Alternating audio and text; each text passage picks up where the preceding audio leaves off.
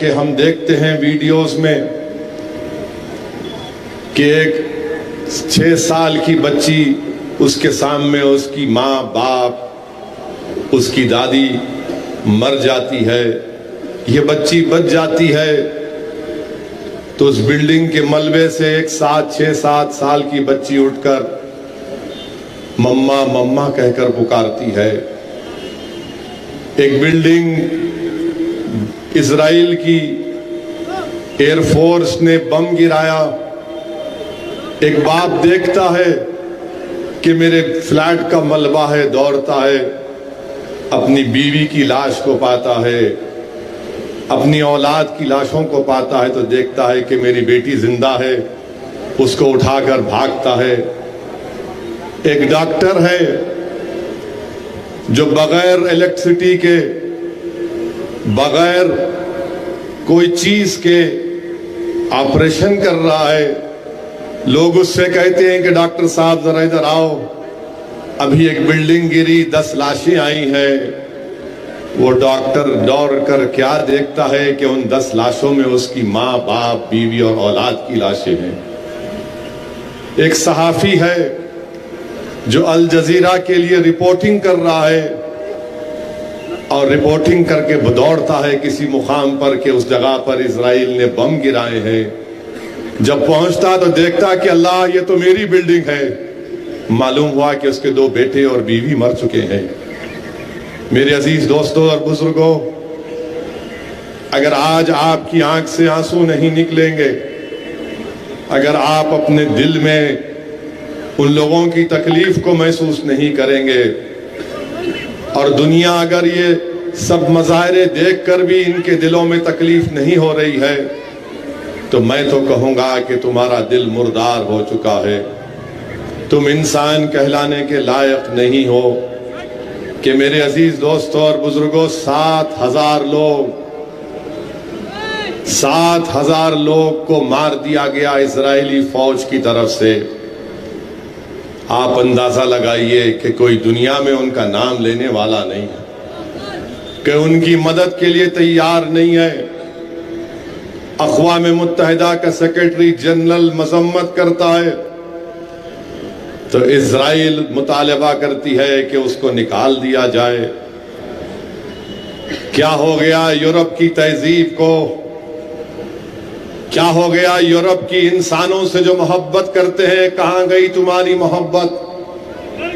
کیا ہو گیا امریکہ کو جو ساری دنیا کو ہیومن رائٹس کا درس دیتے ہیں؟ آج تم اندھے اور بہرے کیوں بن چکے ہو؟ میرے عزیز دوستوں اور بزرگوں، غزہ میں جو ہو رہا ہے، 20 لاکھ کے قریب لوگ غزہ میں رہتے ہیں، 11 لاکھ لوگ آج بے گھر ہو چکے ہیں، اور اسرائیل یہ چاہتا ہے کہ غزہ کو مکمل طور سے ختم کر دیا جائے، یا پھر ان کو سینائی صحرا میں، ڈیزرٹ میں لے جا کر مصر کے اندر ان کو چھوڑ دیا جائے۔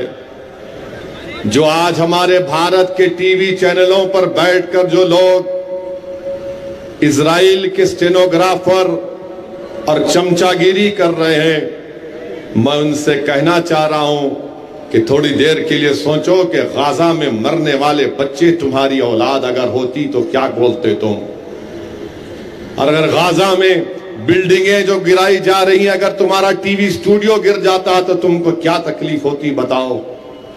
افسوس ہوتا ہے کہ ظالم کا ساتھ دے رہے ہیں اور مظلوموں کو ظالم قرار دے رہے ہیں۔ جس کو دبایا جا رہا ہے ان کو کہہ رہے ہیں کہ نہیں، تم نے ایسا کیا تھا۔ ارے اگر ایسا کیا تھا تو جو کیا اس کو جواب دو، مگر بتاؤ ان 7,000 لوگوں نے کیا کیا؟ ان 1,500 خواتین نے کیا کیا؟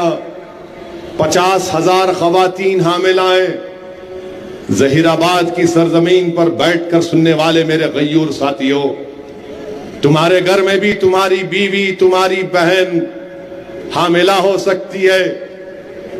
سوچو تھوڑی دیر کے لیے کہ ظہیر آباد میں کوئی اسپتال نہیں ہے تمہاری بیوی اور بہن کے لیے۔ میری بیٹی اور میری بیوی یا میری رشتہ دار حاملہ ہے تو کیا گزر رہی ہوگی ان لوگوں پر. آج ہم یہاں پر بیٹھے ہیں، بچے یتیم ہو چکے ہزاروں کی تعداد میں، غزہ کے روڈوں پر آوارہ پھر رہے ہیں. پینے کا پانی ان کو اسرائیل نہیں دیتا، برقی نہیں دیتا، اسپتال کے لیے فیول نہیں دیتا. غزہ کے سامنے سمندر ہے، مچھی پکڑنے نہیں دیتا. میرے عزیز دوستوں اور بزرگوں، میں یہ اس لیے کہہ رہا ہوں کہ کم سے کم ظہیر آباد کی عوام، کم سے کم میرے وطن عزیز کی عوام یہ جان سکے کہ غزہ میں کیا ہو رہا ہے. اور جو لوگ آج یہ کہتے ہیں کہ بھارت کو بھی اسرائیل کی طرح بننا ہے، میں ان سے کہنا چاہ رہا ہوں تم بھارت کو رسوا کرنے کی کوشش مت کرو. بھارت وطن عزیز انڈیا ایک بڑا اچھا ملک ہے ہمارے لیے. تم بھارت کا تقابل اسرائیل سے کر کے بھارت کی توہین کر رہے ہو. بھارت کے بارڈر سب کو معلوم، اسرائیل کے بارڈرز کسی کو نہیں معلوم.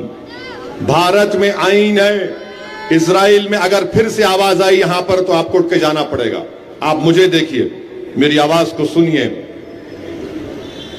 بھارت کا آئین ہے، اسرائیل میں کوئی کانسٹیٹیوشن نہیں ہے. بھارت میں اقلیتوں سے نہیں کہا جاتا کہ تم ظہیر آباد کی اس روڈ پر نہیں چلو گے، تمہاری روڈ مختلف ہے. اسرائیل میں اسرائیلیوں کے لیے روڈ الگ ہے، فلسطینیوں کی روڈ الگ ہے. بھارت میں یہ تو نہیں کیا جاتا کہ اگر میں گھر سے نکلوں تو مجھے 100 چیک پوائنٹ کو پاس کرنا پڑے گا.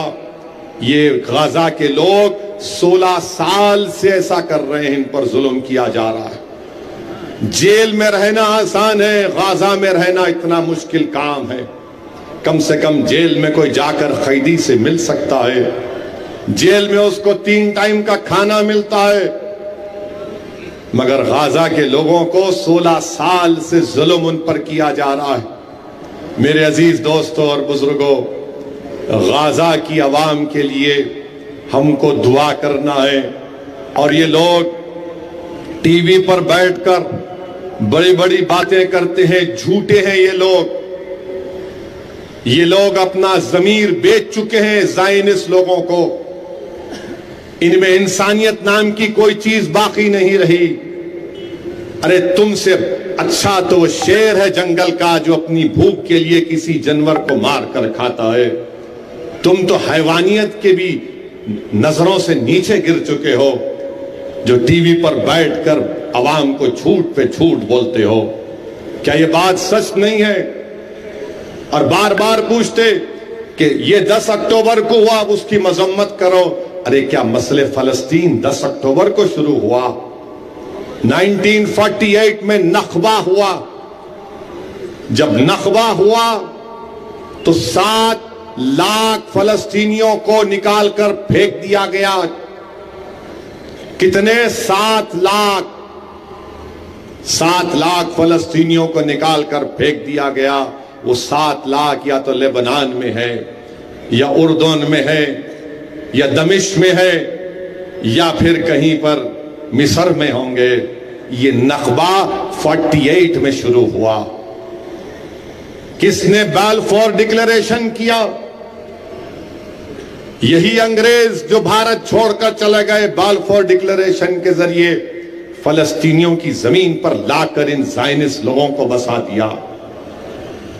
پھر 67 کی 6 دن کی جنگ ہوئی، جس میں ایسٹ جیروسلم چلا گیا، غزہ چلا گیا، ویسٹ بینک چلا گیا. اس وقت بھی 2.5-3 لاکھ فلسطینی اپنے وطن سے محروم ہو گئے. بتاؤ کیا یہ سچائی نہیں ہے؟ ارے تم لوگ تاریخ کو اگر توڑ موڑ کر جھوٹ پیش کر رہے ہو تو سچائی ہم بیان کریں گے. ہم جانتے ہیں فلسطین کی تاریخ کو. اور میرے عزیز دوستوں اور بزرگوں، جب یہودیوں پر ظلم کیا جا رہا تھا تو جنوبی اسپین میں حکومت تھی مسلمانوں کی. جب یہودی یورپ سے بھاگ رہے تھے تو جنوبی اسپین میں مسلمانوں کی حکومت نے یہودیوں کو کہا کہ آؤ یہاں پر رہو، ہم تم کو امن سے رکھیں گے، تم اپنے مذہب پر چلو، اپنی تورات پڑھو۔ اور یہودی مانتے ہیں کہ ان کا سنہرا دور تھا جنوبی اسپین میں، جب ترکوں کی حکومت تھی، سلطنت عثمانیہ۔ جب آپ دیکھیے وہاں پر 1.5 لاکھ یہودیوں کو سلطنت عثمانیہ میں کہا گیا کہ آؤ عزت کی زندگی گزارو، تمہاری مذہب پر کوئی پابندی نہیں ہوگی۔ اس وقت پولینڈ اور یوکرین میں اتنے یہودی نہیں تھے جو سلطنت عثمانیہ میں آ کر عزت کی زندگی گزارتے تھے۔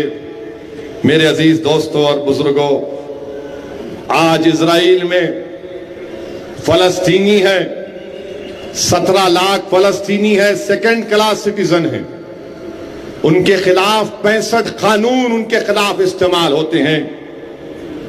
ویسٹ بینک، مغربی کنارہ جس کو کہتے ہیں، غازہ پٹی، ایسٹ جیروسلم ہے، جس کو آکیپائیڈ ٹیریٹریز کہتے ہیں۔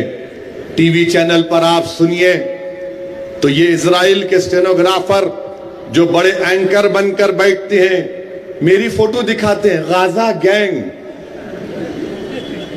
ابے تو کون سی گینگ کا ہے پھر؟ غازہ گینگ، اویسی کی فوٹو۔ یہ تاریخ جو بیان کر رہا ہوں، مجھے یقین ہے کہ یہ جو زائنسٹ کے ایجنٹ ہیں، ان کو آج رات بھر نیند نہیں آئے گی۔ میرے بھائی، ایسٹ جیروسلم میں 3,27,000 فلسطینی رہتے ہیں، اور پھر ویسٹ بینک میں 20 لاکھ، غازہ پٹی میں 21 لاکھ۔ یہ جو لوگ آج بیٹھ کر بول رہے ہیں یہ ہوا وہ ہوا، کیا اقوام متحدہ کا ریزولوشن نمبر 242 نہیں کہتا کہ اسرائیل کو ویسٹ بینک، غازہ سے، ایسٹ جیروسلم سے وڈرا کرنا ہے؟ نہیں بولیں گے آپ کو، مگر اس لیے بیان کر رہا ہوں تاکہ آپ کو معلوم ہو، تاکہ آپ اس کو بتائیں اپنی اولاد کو، اپنے دوستوں کو بتائیں۔ کیا 1987 میں 4 جنیوا کنونشن کا وائلیشن نہیں ہوا تھا؟ کیوں ہوا تھا بتاؤ زائنسٹ لوگوں؟ پھر 1993 میں اوسلو ایکارڈ ہوا، یاسر عرفات کھڑے ہوئے ہیں، اس وقت کا اسرائیل کا پرائم منسٹر وہ زائنسٹ کھڑا ہوا ہے، اور کہا گیا 5 سال میں ایک فلسطین ایک ملک بنے گا۔ 5 سال جا کے آج 25-30 سال ہو گئے۔ کیا ہوا اوسلو ایکارڈ کا؟ بتاؤ امریکہ، بتاؤ برطانیہ، بتاؤ اٹلی، بتاؤ G7، اس اوسلو ایکارڈ کا کیا ہوا؟ 2002 میں دیوار اٹھا دی گئی۔ اگر مثال کے طور پر ظہیر آباد میں ایک دیوار اٹھا دی جائے گی کہ جہاں پر اسد الدین اویسی کا گھر ہے، جہاں پر کوثر محی الدین یا غوری صاحب کا گھر ہے، یا جہاں پر اطہر کا گھر ہے، ہم ان گھروں کے سامنے سے 40 فیٹ کی اونچی دیوار اٹھا دیں گے اور آپ سے کہیں گے کہ دیوار کے اس طرف رہو۔ یہ دیوار اٹھا دی گئی، انٹرنیشنل کورٹ آف جسٹس میں مقدمہ گیا، انٹرنیشنل کورٹ آف جسٹس نے کہا دیوار کو توڑنا چاہیے، دیوار کے خلاف فیصلہ دیا، کوئی نہیں بولتا۔ پھر آپ دیکھ لیجئے 2006 میں الیکشن ہوا، اسرائیل نے 26 فلسطینی ایم پیز کو کڈنیپ کر کے لے کے چلے گئے۔ 2008 میں آپریشن کاس لیڈ ہوا، 3 ہفتے بمباری ہوئی، 1400 فلسطینی مارے گئے، 300 بچے اس میں تھے۔ کہاں سے کہہ رہا ہوں؟ Gold stone report. 2010 میں ایک کشتی گئی تھی، مریا مرمما کچھ نام تھا، اس کشتی میں جو لوگ ریلیف لے کر جا رہے تھے، اسرائیل کی فوج نے ان کو مار دیا۔ 2012 میں آپریشن پلر آف ڈیفنس اسرائیل نے کیا، गाजा पर बमबारी की, 150 लोगों की मौत हुई। 2014 में 51 दिन तक हमला किया इजराइल ने गाजा में। ऑपरेशन प्रोटेक्टिव एज के नाम पर 2000 फलस्तीनी मारे गए। 2018 में ये ट्रंप ने जेरूसलम को कह दिया कि मैं अमेरिकन एम्बेसी वहां पर बनाऊंगा, तो उससे हुआ क्या कि वो ऑक्यूपाइड टेरिटरी थी, उसको खत्म कर दिया कानून को उनके एक तरफा ऐलान करके। अमेरिका वो इस फलस्तीनी रेफ्यूजी को पैसे देता था जिनको नखबा जिसको कहते हैं निकालने को 1948 में, ट्रंप ने उसको खत्म कर दिया। आज इजराइल के जेलों में 6000 फलस्तीनी जेल में है, कोई मुकदमा नहीं। हर साल इजराइल 500 से 600 मासूम बच्चों को जेल में डालता है, मिलिट्री कोर्ट में बच्चों का मुकदमा चलाता है। बताइए आप कौन सा काम इजराइल कर रहा है? मेरे अजीज दोस्तों और बुजुर्गों, आपको बताने का मकसद यही है कि इजराइल एक अपार्थाइड स्टेट है। इजराइल एक ऐसा मुल्क है जिसमें फलस्तीनियों को जानवरों से बदतरीन सलूक उनसे किया जाता है। ये मैं नहीं कह रहा हूं, इजराइल की ह्यूमन राइट्स कमेटी है जिसका नाम बेटसेलम है, वो कहता है इजराइल के बारे में। ये ज़ायनिस्ट लोग हैं, ये तोरा को नहीं मानने वाले हैं, ये ज़ायनिस्ट हैं। आज यही लोग मासूम फलस्तीनियों को उनकी खून की होली खेली जा रही है। मेरे अजीज दोस्तों और बुजुर्गों, आप अंदाजा नहीं लगा सकते कि वहां पर क्या हाल होगा आज। आप सोचो, 12 दिन से आइसिस के ऊपर 2 साल 2.5 साल आइसिस से जंग लड़ी गई। उतने बम जो 1.5-2 साल में गिराए गए थे, जो अफगानिस्तान पर उस वक्त नेटो बम गिराता था, इन 12 दिनों में 2 साल के बम सिर्फ 12 दिनों में गिराए गए गाजा के ऊपर। आप सोचो, तसव्वुर भी नहीं कर सकते आप कि अगर यहां पर सिर्फ पटाखे फोड़ दिए जाएं और आपसे कहा जाए कि कोई नहीं उठेगा, 10 मिनट तक पटाखे फोड़े जाएंगे, मुझे यकीन है कि 10-15 लोग बेहोश हो जाएंगे उन आवाजों को सुनकर। मेरे भाई, 75 साल से ये फलस्तीनी अपनी जानों के नजराने पेश कर रहे हैं। 75 साल से उस सरजमीन को अपने खून से लाल कर रहे हैं। मैंने एक वीडियो देखा कि एक मासूम बच्चा खड़ा हुआ है, 22-24 साल का, टीवी का एंकर उससे पूछ रहा है, आप कैसे हैं? बोला कि देखो, ये मेरी पूरी बिल्डिंग सब बर्बाद हो गई। टीवी के एंकर रिपोर्टर ने पूछा कि आप कैसा इस नुकसान को बर्दाश्त कर रहे हैं? उसने कहा अल्हम्दुलिल्लाह। उसने कहा अल्हम्दुलिल्लाह। टीवी वाले ने पूछा कि तुमने क्या खोया? उसने कहा माँ बाप को खोया, अपनी बहन भाई को खोया, अपने बहन भाई के औलाद को खोया, और कहा कि हस्बुनल्लाह व निअमल वकील, हस्बुनल्लाह व निअमल वकील। और उसने कहा कि चलो, मुझे कम से कम मेरी घर की बिल्ली तो बच गई, अल्लाह काफी है हमारे लिए। मेरे भाई, ये किस लिए कर रहे हैं लोग? मेरे अजीज दोस्तों और बुजुर्गों, मेरे गयूर नौजवानों, अपनी जिंदगियों को, अपनी जिंदगियों के मकसद को समझो नौजवानों। ये मस्जिद अक्सा और बैतुल मुक़द्दस की लड़ाई है। ये सिर्फ मुसलमानों की लड़ाई नहीं है, ये इंसानियत को बचाने की लड़ाई है। 75 साल से इन पर जुल्म किया जा रहा है ज़ायनिस्ट ताकतों की तरफ से। और हद तो ये हो गई कि अमेरिका का सदर ये कहता है कि 7000 लोग जो मारे गए, मैं इसको नहीं मानता। तो गाजा के लोगों ने कहा, अमेरिका के सदर, ये है 6000 मरने वालों की नाम की लिस्ट। آپ بتائیے میرے عزیز دوستوں اور بزرگوں، میں کبھی بھی تشدد کا قائل نہیں رہا، نہ کبھی رہوں گا۔ میں نے ہمیشہ وائلنس کو کنڈیم کیا اور زندگی جب تک باقی رہے گی وائلنس کو کنڈیم کروں گا، مگر غزہ میں جو ہو رہا ہے آج آپ کو اور ہم کو اس کے خلاف بولنا پڑے گا، بولنا پڑے گا میرے بھائی۔ کم سے کم دعاؤں میں رو رو کر اللہ کے سامنے سر بسجود ہو کر بھیک مانگنا پڑے گا کہ اللہ تو غفور الرحیم ہے، تو دنیا بنانے والا ہے، تو زمین و آسمان کا خالق ہے، تیری مخلوق پر، تیرے مخلوق کمزور مخلوق پر ظالم ظلم کر رہے ہیں، اللہ تو ان کی مدد فرما۔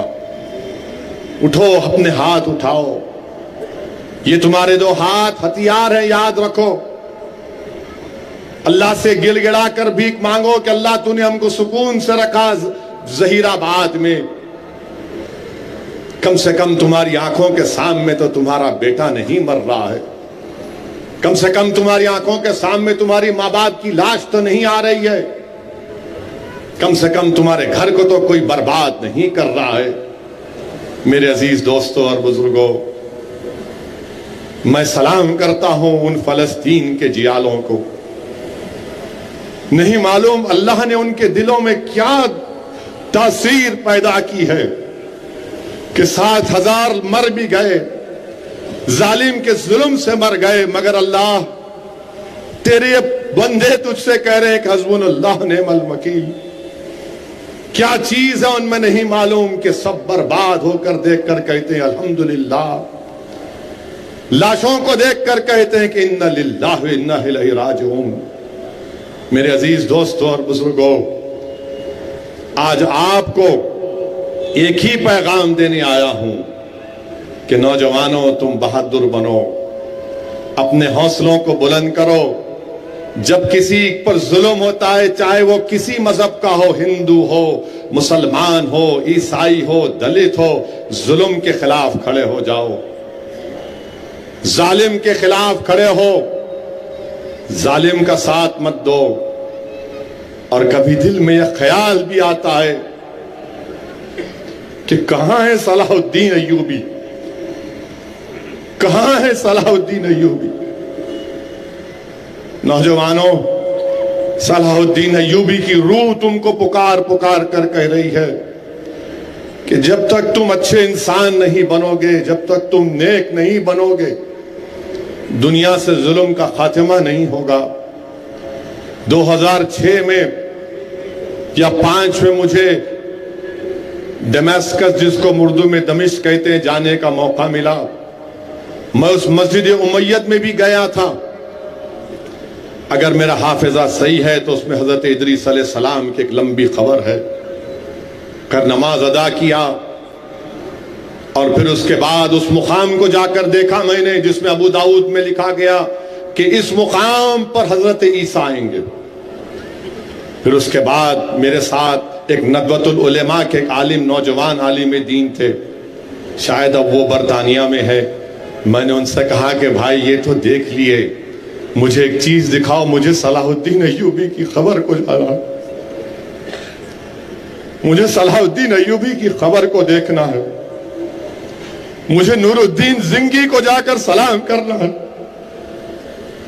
میں گیا، صلاح الدین ایوبی کی مزار کے سامنے کھڑے ہوا۔ آپ اندازہ نہیں لگا سکتے کہ آنکھ سے ایک آنسوؤں کا ریلا جا رہا تھا کہ آخر کیا تھا نہیں معلوم۔ ایک جیالے کی خبر کو دیکھ کر میرے رونگٹے کھڑے ہو گئے صلاح الدین ایوبی کو یاد کر کے، کیونکہ میرے بچپنے میں میرے مرحوم والد مجھے صلاح الدین ایوبی کے بارے میں سکھاتے تھے، بتاتے تھے۔ میں سلام کیا صلاح الدین ایوبی کو، میں سلام کیا نور الدین زنگی کو۔ میری ایسی کیفیت ہو گئی کہ 15-20 منٹ صرف خاموش کھڑا رہ گیا وہاں پر، اور میں تصور کی دنیا میں چلا گیا کہ صلاح الدین ایوبی نے کیا کیا قربانیاں دی تھیں۔ میرے عزیز دوستوں اور بزرگوں، اسی لیے میں نے ایک ویڈیو میں دیکھا کہ ایک ماں اپنی اولاد کی لاشوں کو دیکھ کر پکار کر کہہ رہی ہے کہ اللہ صلاح الدین ایوبی آج بھی زندہ ہے. میرے بیٹوں کو میں نذرانے پیش کر رہی ہوں شہادت کے. میرے عزیز دوستوں اور بزرگوں، ہم کو دعاؤں کے ذریعے ان ظالموں کے لیے، ان کی بربادی کے لیے ہم کو اللہ سے دعا کرنا ہے. ان کمزوروں کے لیے اللہ سے دعا کرنا ہے. اور مجھے یقین ہے کہ آج بھی اہل دل ہے. مجھے یقین ہے کہ آج بھی اللہ کے ولی اس دنیا میں ہے. میرا کامل یقین ہے کہ اللہ کا قطب بھی ہے، ابدال بھی ہے، اوتاد بھی ہے. وہ ضرور دعا کر رہے ہوں گے. میری ان سے بھی دعا ہے کہ آپ اللہ کے چہیتے بندے ہیں، ان لوگوں کے لیے دعا کریے. میرے عزیز دوستوں اور بزرگوں، جب حساب کتاب کا دن ہوگا تو اسی جگہ پر ہوگا، حشر کا میدان. تو کم سے کم آپ اور ہم کھڑے ہو کر کہہ سکیں گے کہ اللہ، ہم تو ظہیر آباد میں تھے مگر ہم نے رو رو کر تجھ سے دعائیں کی. ہم نے مرنے والوں کی تکلیف کو، اپنی تکلیف کو محسوس کیا. اللہ، ہم نے ان بچوں کی لاشوں کو دیکھ کر، ان خواتین کی لاشوں کو دیکھ کر یہ سمجھا کہ ہم نے بھی کھویا ہے. تو میرے عزیز دوستوں اور بزرگوں، میں یہ ضروری سمجھتا ہوں کہ میں کچھ کہوں، کیونکہ اسد الدین اویسی سے بھی پوچھا جائے گا کہ بتاؤ، تم کو یہ سب چیز نعمتیں دی گئی، تم نے کم سے کم اپنی زبان سے کچھ بول دیتے. تم کم سے کم زبان سے یہ ظالم اسرائیل کے خلاف بول دیتے. میں ہمیشہ ان ظالموں کے خلاف بولتا رہا اور بولتا رہوں گا. مجھے یقین ہے کہ اللہ سبحانہ و تعالیٰ ان ظالموں کو شکست دے گا. مجھے یقین ہے کہ اللہ فلسطینیوں کو کامیاب کرے گا. مجھے یقین ہے کہ ندی سے سمندر تک فلسطین کا ملک بنے گا. مجھے یقین ہے کہ جو آج گاجر مولی کی طرح کاٹے جا رہے ہیں، اللہ ان کے سروں پر عزت کا تاج رکھے گا انشاءاللہ تعالی. مجھے یقین ہے کہ اللہ ان معصوم بچوں کی شہادت کو رائگاں جانے نہیں دے گا. مجھے یقین ہے کہ ان مرنے والے بچوں کی اولاد انشاءاللہ تعالی فلسطین کو آزاد کرے گی. جو قوم، جن لوگوں کے پاس دولت نہیں ہوتی، طاقت نہیں ہوتی، وہ اٹوٹ پروردگار پر بھروسہ کرتے ہیں. میرے عزیز دوستوں اور بزرگوں، سبق لو. جو لوگ مایوس ہو جاتے ہیں بھارت میں کہ ماب لنچنگ ہو رہی ہے، ٹرین میں نام پوچھ کر گولی سے مار دیا جا رہا ہے، جو لوگ تکلیف میں آ جاتی ہیں کہ ناانصافی ہو رہی ہے، ارے یاد رکھو، جو لوگ اٹھ کھڑے ہوتے ہیں اپنے حق کے لیے، اللہ ان کو کامیاب کرتا ہے. جو لوگ ظالم کے ظلم سے نہیں ڈرتے اور سینہ تان کر کھڑے ہو جاتے ہیں، وہی ان کو اللہ عزتوں سے نوازتا ہے. میرے عزیز دوستوں اور بزرگوں، ہم تو ہمارے ملک کے وزیر اعظم سے بھی پھر سے کہیں گے کہ وزیر اعظم، آپ G20 کے ابھی بھی پریزیڈنٹ ہیں، رکائیے، سیز فائر کروائیے. اگر غزہ میں یہ آگ بھڑک جائے گی تو پورا علاقے میں ایک انسرٹنٹی کی کیفیت پیدا ہو جائے گی. اور جو لوگ یہ سمجھ رہے ہیں کہ بڑے بڑے ممالک ان کے ساتھ نہیں ہیں، جو 75 سال سے ختم نہیں ہوئے، سنو اسرائیلیوں، سنو زائنس کے چاہنے والوں، تم نے 75 سال سے 1.5 لاکھ سے زیادہ لوگوں کو قتل کر دیا، مگر ان کا جذبہ تم ختم نہیں کر سکے. تم نے ایک نہیں کئی مرتبہ ان کے گھروں کو برباد کر دیا، مگر ان کے حوصلوں میں پستی نہیں آئی. تم نے ایک ماں سے اس کے بیٹے کو چھین لیا، تم نے ایک باپ سے اس کی اولاد کو محروم کر دیا، تم نے ہزاروں بچوں کو یتیم کر دیا، تم نے ہزاروں کو جیل میں ڈال دیا، مگر آج بھی وہ لڑ رہے ہیں. تو سنو زائنس کے ماننے والوں، یہ 75 سال سے لڑ رہے ہیں اور صبح قیامت تک لڑتے رہیں گے انشاءاللہ تعالی. صبح قیامت تک لڑتے رہیں گے، اس وقت تک لڑتے رہیں گے جب تک اس مسجد امیت کے سامنے حضرت عیسیٰ نہیں آ جائیں گے۔ ہم لڑیں گے، مریں گے، کیونکہ حق کی سربلندی کے لیے، ظالم کے ظلم کو روکنے کے لیے اگر جان کے عظیم نذرانے بھی پیش کرنا پڑا تو ہم پکار پکار کر کہیں گے اللہ حق تو یہ ہے کہ حق ادا نہ ہو سکا۔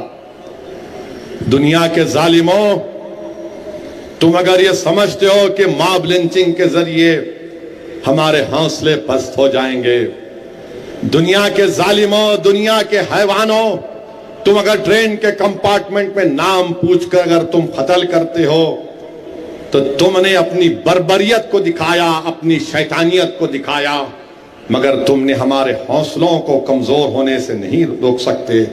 ہمارے حوصلے مضبوط تھے اور مضبوط رہیں گے۔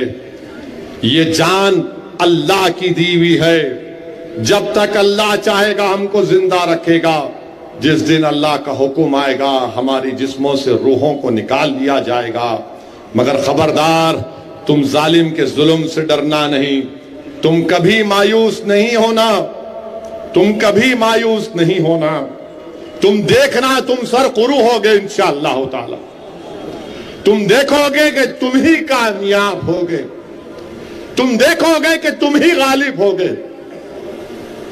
آج ہمارے آنکھوں میں آنسو ہیں، ہم تکلیف دہ ہیں، تکلیف میں ہیں، مگر عزیز دوستوں اور بزرگوں، تاریخ گواہ ہے کہ اللہ نے ہمیشہ کمزوروں کو طاقت دی، اللہ نے ہمیشہ کمزوروں کو اقتدار دیا۔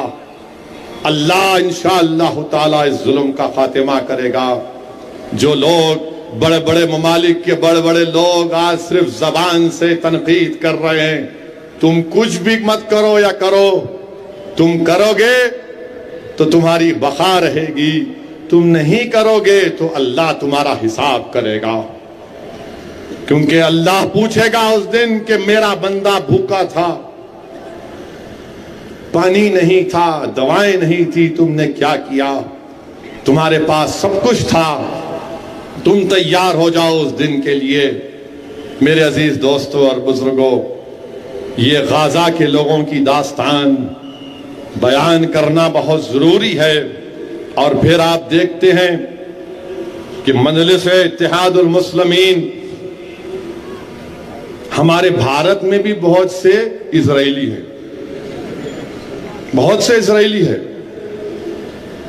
بہت سے زائنسٹ ہیں۔ اب معلوم ہوا کہ ظہیر آباد میں بھی آ گئے۔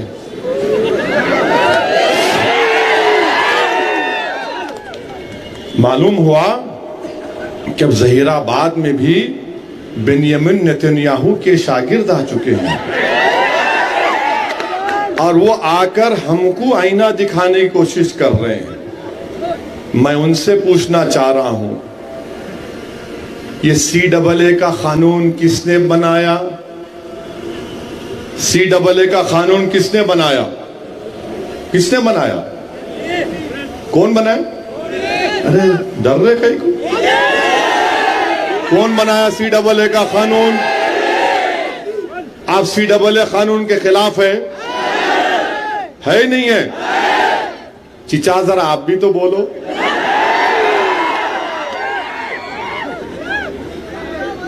بی جے پی بنائی۔ ٹرپل طلاق کا قانون کون بنائے؟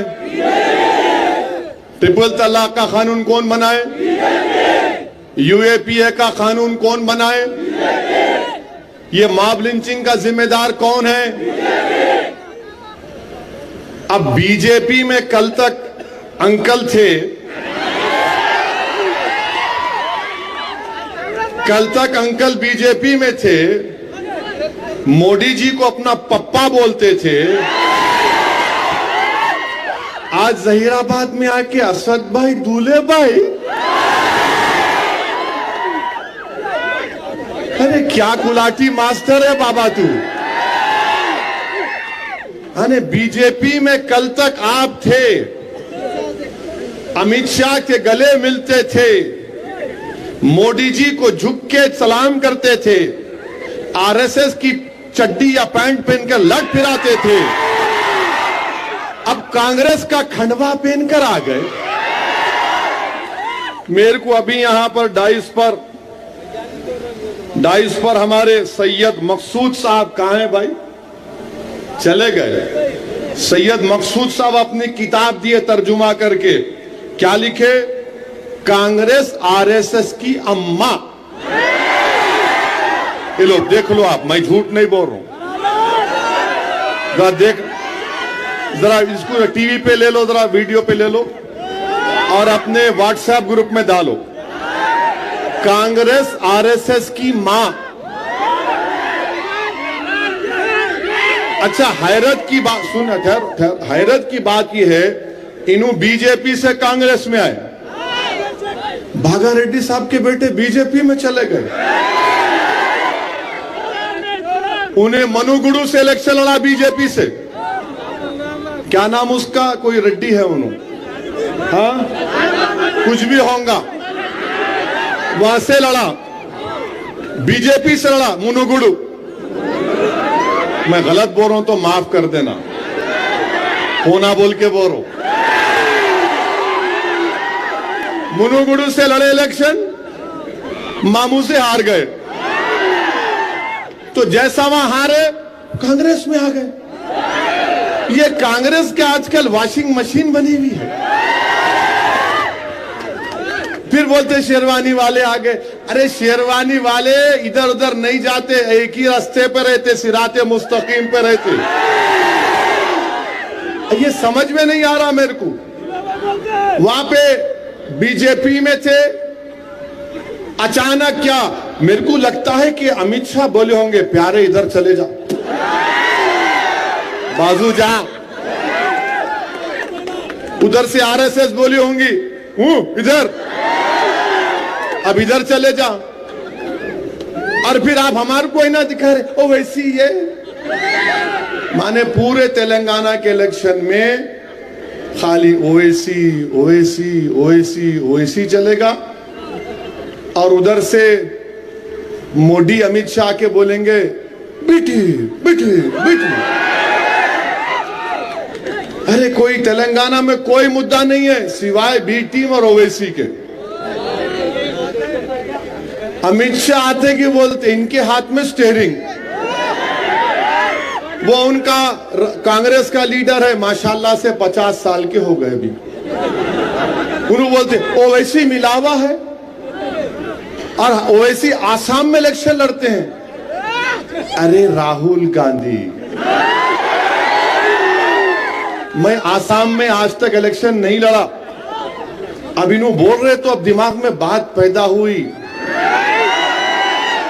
اب تو جانا ہی پڑیں گا آسام. ذرا پڑھ کے لکھ کے آؤ. اویسی جہاں لڑتے وہاں ان کو فائدہ ہو جاتا. امیٹھی کیا میری روح جا کے لڑے تھی, تم ہار گئے سے؟ امیٹھی کیسا ہار گئے آپ, وہ نہیں بولتے. 185 لوک سبھا سیٹ پر صرف کانگریس بی جے پی کا مقابلہ ہوا, مانے اسرائیل اور اسرائیل کا مقابلہ ہوا. 185. آج سے دونوں کا نام کیا رکھ دیں گے؟ ہاں اسرائیل. تو 185 سیٹ پر کانگریس اور بی جے پی کا مقابلہ. کتنے جیتی کانگریس؟ 16.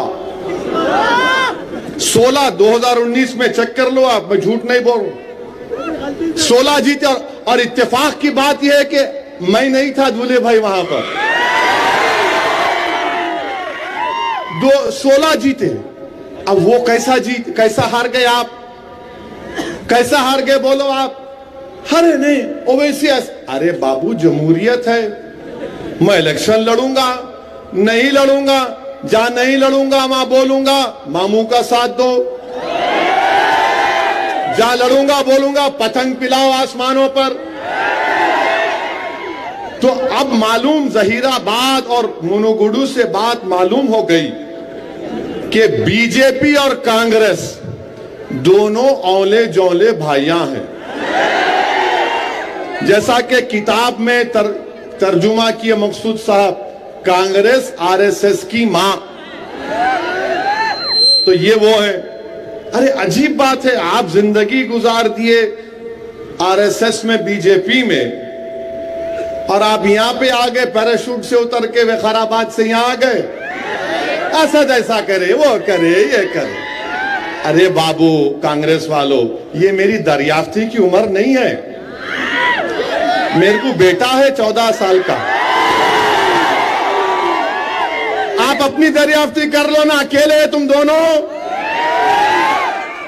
دونوں اکیلے ہو, کچھ تو کر لو. میرے پیچھے کہیں کو پڑے ہوئے. میرے عزیز دوستوں اور بزرگوں, میری آپ سے گزارش ہے کہ آپ اتر پردیش میں دیکھیے. اتر پردیش میں وہاں یوگی کی حکومت ہے. وہاں پر جو نیپال کے بارڈر پر کئی مدرسے ہیں, ان مدرسوں کو BJP کی سرکار شک کی نگاہ سے دیکھ رہی. سب کا ساتھ, سب کا وکاس, وشواس کیا ہوا؟ اتر پردیش سے مدرسوں کو ٹارگٹ کیا جا رہا ہے.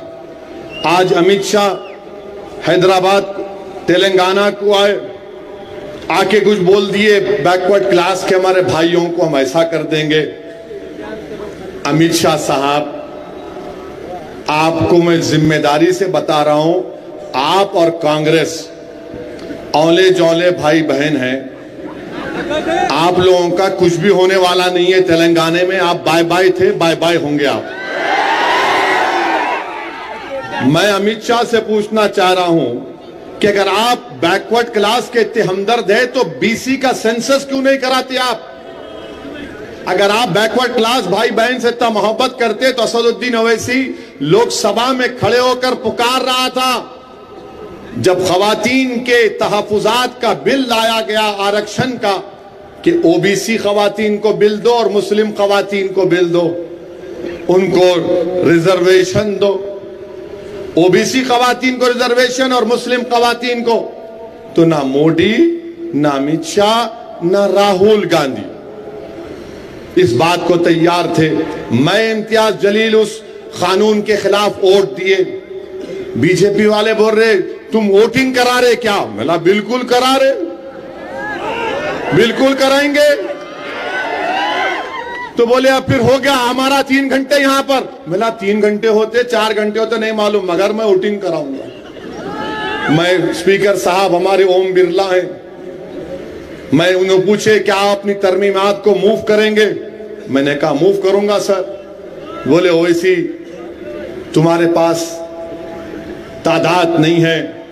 میں نے کہا اسپیکر صاحب اللہ میرے ساتھ, اللہ میرے ساتھ ہے. ہم نے ووٹنگ کا ڈیمانڈ کیا. اب کانگریس والے تو پہلے میری تقریر سے پریشان ہو گئے کہ انہیں ایک نئی بات کر دیا, کیونکہ اللہ نے زبان کی طاقت دی, اللہ نے دھڑکتا دل دیا, اللہ نے غریب اور مظلوموں کی تکلیف کو سمجھنے کا ایک سلیقہ دیا, وہ نعمت ہے. اور میں 10-12 سال کی عمر سے ظہیر آباد کو آ رہا ہوں اپنے والد مرحوم کے ساتھ. تو میں جب نے یہ کہا کہ مسلمان اور OBC خواتین کو ملنا چاہیے, کانگریس والوں کا سر گھومنا شروع ہو گیا. اس کے بعد جب ہم ووٹنگ کرائے, موڈی جی بیٹھے رہے 1.5-2 گھنٹہ پارلیمنٹ میں. BJP کے لوگ بول رہے ارے پردھان منتری بیٹھے ہوئے. میں لاہو پردھان منتری ہے, بادشاہ سلامت ہے, بیٹھنا ہے. کانگریس والے بولے ارے ہمارا نیتا بیچارہ بیٹھا ہے. میں ہم کیا بیچارے نہیں ہیں؟ 3 گھنٹے 400 ووٹ خواتین کے بل کی تائید میں گرے, جس میں OBC خواتین کو کوئی حصہ نہیں, مسلم خواتین کو کوئی حصہ نہیں. 2 ووٹ OBC خواتین کے حق کے لیے, 2 ووٹ مسلم خواتین کے حق کے لیے پڑے. کس کے تھے؟ اسد الدین اویسی اور امتیاز جلیل کے تھے. تو بعد میں نے کھڑے ہو کر کہا کہ دنیا نے دیکھ لیا کہ آج پارلیمنٹ میں راہل اور موڈی ایک ساتھ کھڑے ہوئے ہیں, یہ مل کر کھڑے ہیں. اور کانگریس کے لوگ بڑی بڑی باتیں کرتے ہیں. جولائی 2019 کو अनलॉफुल एक्टिविटीज प्रिवेंशन एक्ट बनाया गया था, जिसमें उस गंदे कानून के तहत हजारों सौ ज्यादा लोग भारत के मुख्तलिफ जेलों में जेल में हैं। कौन उस कानून की तायीद किया? राहुल गांधी और मोदी ने। कौन उस कानून के खिलाफ वोट दिया? असदुद्दीन ओवैसी और इम्तियाज जलील ने। आप मुझ पे उंगली उठाते। अरे अगर तुम्हारी दास्तान बयान करना शुरू कांग्रेसियों, तो 31 अक्टूबर को 84 में मोहतरमा इंदिरा गांधी का कत्ल कर दिया गया था।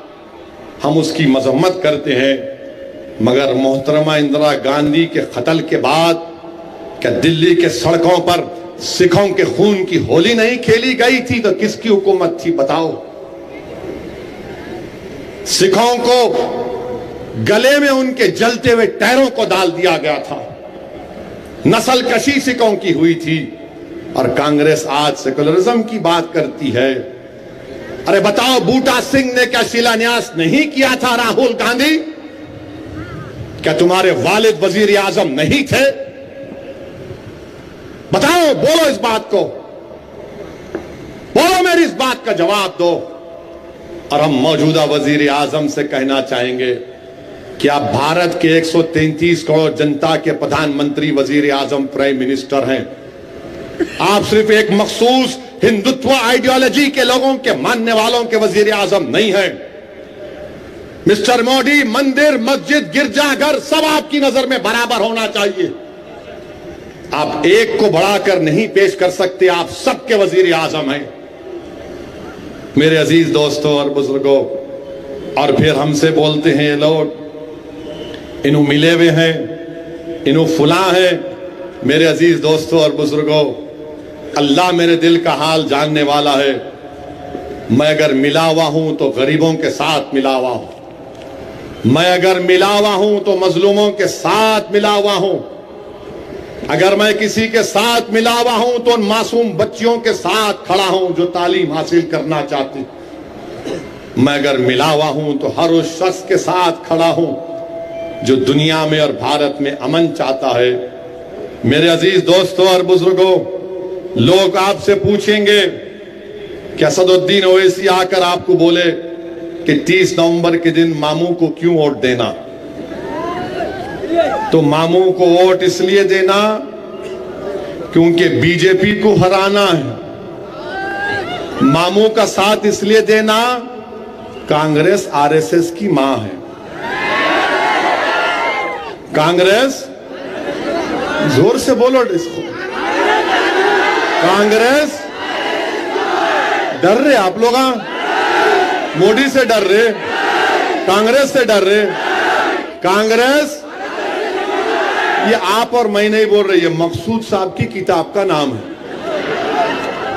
नहीं तो अनु शुरू हो जाएंगे, ने नई बात करके गया, मकसूद साहब को पकड़ो। मैं नहीं बोला, सेक्रेटरी बामसेफ तेलंगाना, कांग्रेस आरएसएस की मां।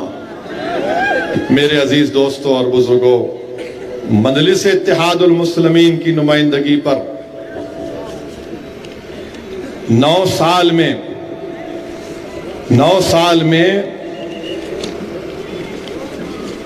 तालीम के ऊपर, अक़लियतों की तालीम के ऊपर 2004 से 14 तक कांग्रेस की हुकूमत थी। अक़लियतों की तालीम के ऊपर सिर्फ 1200 करोड़ खर्चा हुए। और जो यहां पर जो लोग आरएसएस से आकर मजलिस पर उंगली उठा रहे हैं, मैं उनको बताना चाह रहा हूं कि 9 साल में मजलिस की नुमाइंदगी पर मामू ने 12,000 करोड़ रुपए तालीम पे खर्चा किया अक़लियतों के। कितने? 12,000 करोड़। और ये जो कांग्रेस के जो सदर हैं ना तेलंगाना के, इन्हों भी आरएसएस से आए। अब याद आया, बोलना भूल गया, उन्हों भी आरएसएस से इधर उन्हों थे। फिर क्या करे, मैं देखा उनको 1999 में मरहूम सैयद सज्जाद एमएलए होते थे, उनके इलेक्शन में किशन रेड्डी लड़े थे। किशन रेड्डी अब जो सदर है बीजेपी के, انہوں پہلا الیکشن مجلس سے ٹکرائے، ہار گئے. ان کے ساتھ انہوں تھے موجودہ ان کے پی سی سی کے صدر. گڈی ملکا پور کی مارکیٹ میں دیکھا میں ان کو، خیرتآباد کے بلدیہ کے آفس میں دیکھا. اور میں جس کو دیکھ لیتا ہوں، جس کو پڑھ لیتا ہوں، اللہ اس کے حبیب کے صدقے میں مجھے تھوڑا میموری دی، میں بھولتا نہیں. انہوں وہاں سے ہی آئے، بی جے پی سے تھے، پھر آر ایس ایس بولی سائیکل پہ بیٹھ جاؤ. سائیکل پہ بیٹھے، سائیکل کا ڈبا دیے، فارق توڑ دیے، سائیکل کو پنکچر کرے. بعد میں آر ایس ایس بولی دیکھ سائیکل کا تو کام کر دیا، اب تو ذرا پنجے کو پکڑ لے. تو آر ایس ایس تلنگانہ میں پنجے کو پکڑی ہوئی ہے، میں مذاق نہیں کر رہا ہوں. یہ آدمی آر ایس ایس سے آیا ہوا ہے، اسی لیے اس نے کہا تھا کہ اگر ہماری حکومت آئے گی تو ہم ہر کانسٹینسی میں ایک مندر بنائیں گے. آپ اٹھا کر دیکھ لو، حضرت گوگل پر جاؤ، بولے انہوں میں نہیں، آپ دیکھو جا کر. تو اب آپ دیکھو یہ مجلس کی نمائندگی پر 9 سال میں تعلیم کے اوپر 12,000 کروڑ روپے، اور یہاں پر مجلس کی نمائندگی پر ٹیمرس کے اسکول جو اب جونیئر کالج میں تبدیل ہو گئے، کتنے بچے پڑھ رہے مسلم اقلیت کے، آپ کو اندازہ بھی نہیں ہوگا. اگر آپ کو ہے تو میں بتاتا ہوں، 2,10,000 بچے اور بچیاں اسکول میں پڑھ رہے ہیں، 6 سے 12 تک فری. اب تک 80,000 پڑھ کے نکل گئے، 80,000 پڑھ کے نکل گئے. پھر یہ شادی مبارک کی سکیم ہے، 2,225 لوگوں کو، 2,225 کو خرچہ ہوئے، 26,931 لوگوں کو کیا ہوا، شادی مبارک کا چیک ملا. کلیان لکشمی سکیم بھی ہے. تو ایسے اوورسیز اسکالرشپ ہے، پری میٹرک اسکالرشپ ہے، پوسٹ میٹرک میں ہے. تو یہ سب جو ہے میرے بھائی مجلس سے اتحاد المسلمین کی مضبوطی سے ملا. اور ایک بات یاد رکھیے کہ علاقائی پارٹی جہاں پہ رہیں گی، جہاں پہ ریجنل پارٹی رہیں گی، وہاں پہ آپ کی اہمیت رہے گی. اگر یہ دونوں آگے اولے جولے، یہ دونوں آ گئے تو پھر آپ کا کوئی پوچھنے والا نہیں. آج کیوں آ رہے آپ کے پاس سب؟ ایک علاقائی پارٹی ہے، تیسرا پلیئر ہے. یہ اگر کھیل خالی 2 لوگ کھیلیں گے تو فٹ بال ہم کو بنا دیں گے. تو 3 رہیں گے تو تینوں لڑیں گے، آپ بیٹھ کر دیکھتے رہنا. ہاں اچھا، ہاں. پھر جو اس کے بعد جو اپنا اچھا کرتا 4.5 سال ہم اس کے ساتھ کھڑے ہوں گے. 2 کھیلیں گے تو ہم کو فٹ بال بنا دیتے، 3 رہیں گے تو معاملہ اچھا رہتا. آپ دیکھو میری بات کو، 2 سے مزہ نہیں ہے 3 رہنا. میں یہ نہیں بول رہا ہوں کہ 3 شادی کرو، میں یہ بول رہا ہوں 3 کھلاڑی رہنا، 3 پولیٹیکل پارٹی رہنا. اور مجلس اتحاد المسلمین چوتھا پلیئر ہے. اس میں مجلس چوتھا پلیئر ہے. پاور پلے میں آ کے پاور پلے سمجھے نا، اب پاور پلے شروع ہوا ہمارے. تو پاور اپنے ہاتھ میں رہنا. 2 میں رہے تو آپ پاور لیس رہتے، 3 رہے تو پاور. سمجھے ہماری بات کو. کرناٹکا میں 3 نہیں تھے، تلنگانہ میں 3 ہے، اور چوتھا پاور مجلس ہے. سمجھے نا آپ میری بات کو. تو اس واسطے 20 تاریخ کے دن، 30 تاریخ کے دن یہاں پہ ماموں کا ساتھ دو.